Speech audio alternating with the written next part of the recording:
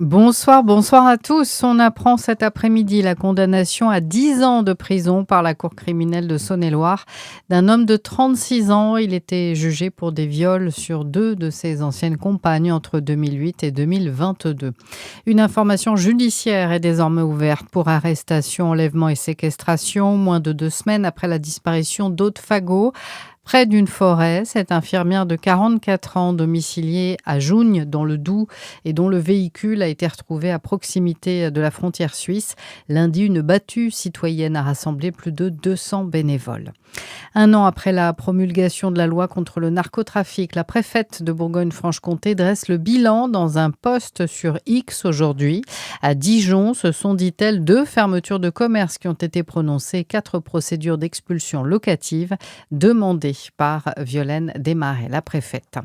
La mort d'un gendarme de 38 ans en Haute-Savoie ce samedi. Il assurait la sécurité du G7 qui va s'ouvrir lundi à Évian. Une voiture a percuté la colonne de gendarmerie qui circulait à moto sur une départementale.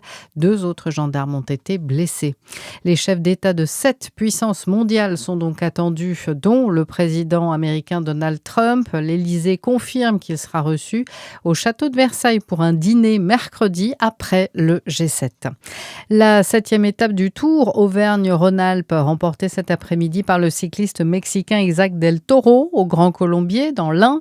Une étape marquée par la chute du prodige français Paul Sexas dans une descente. Les pilotes ont pris le départ du 24 heures du Mans également cet après-midi sur les 186 répartis en 62 équipages. Il y a 2 femmes et ce sont 2 Françaises, Doriane Pain, 22 ans, et Lilou Wadou, 25 ans, dont c'est d'ailleurs la 4e participation à la course. Je vous souhaite une très belle soirée sur Fréquence Plus.